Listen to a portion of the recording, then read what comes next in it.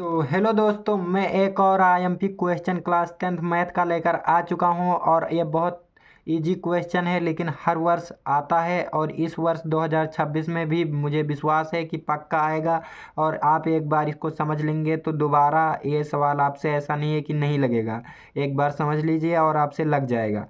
तो आइए इसको मैं बताता हूँ।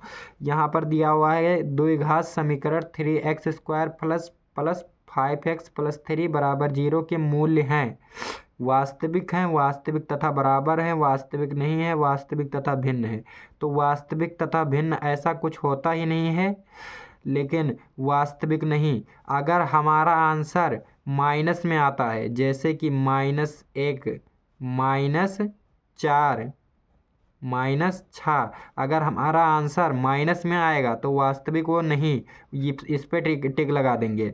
और हमारा आंसर अगर जीरो आ गया तो वास्तविक तथा बराबर होगा। हमारा आंसर अगर जीरो आ गया तो वास्तविक तथा बराबर।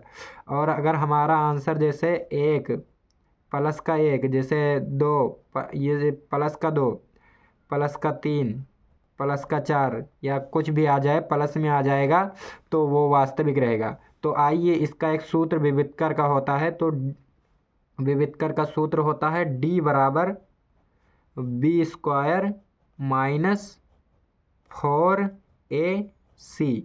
अब मैं बताता हूँ आपको कि B² हमें कहाँ मिलेगा। तो ये जो दिख रहा है इसको ये मानेंगे और इसको B मानेंगे और इसको C मानेंगे।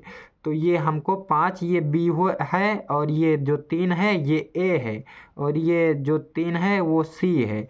तो B², तो हमें 5, ये आपको B मानना है, ये इसको A, इसको B, इसको C। तो B² तो 5, तो 5 का स्क्वायर, 5 का स्क्वायर माइनस 4, 4 गुणे ए के स्थान पर कितना है 3 है, ये 3 है।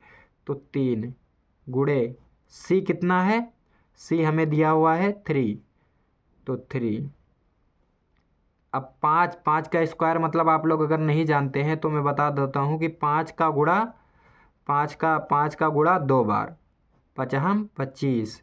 तो इसी को स्क्वायर बोलते हैं। तो 5 का स्क्वायर कितना हो जाएगा, 25 हो जाएगा। और माइनस 4 का गुणा 3 में करेंगे तो 4 तियाँ 12, और 4 का गुणा 3 में करते हैं तो 4 तियाँ 12, और गुणे कितना बचा 3। अब 25 माइनस 12 तियाँ 36, 12 का पहाड़ा 3 बार पढ़ेंगे तो 36। अब D बराबर यहाँ पर लगा लीजिए, 25 में से 36 जाएगा, इधर 0, 25 में से 36 जाएगा, कितना बचेगा।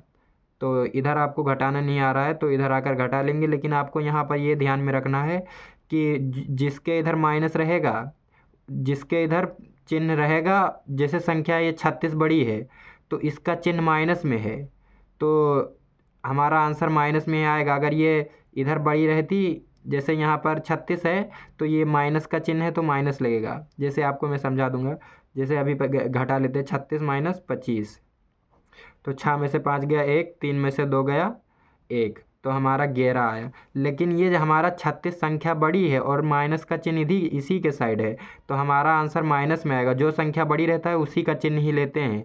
तो D बराबर -11। तो अब माइनस का हम ढूंढेंगे कि किस में। तो अगर माइनस में आंसर आता तो वास्तविक नहीं है, तो यही हमारा आंसर सही हो जाएगा कि C वाला वास्तविक नहीं है। तो आई होप आपको समझ में आएगा। समझ में आया तो लाइक सब्सक्राइब कर दीजिए, और क्लास 10th में हो तो चैनल को बिल्कुल सब्सक्राइब कर लीजिए। आपका बहुत अच्छा स्कोर करवाएंगे। धन्यवाद।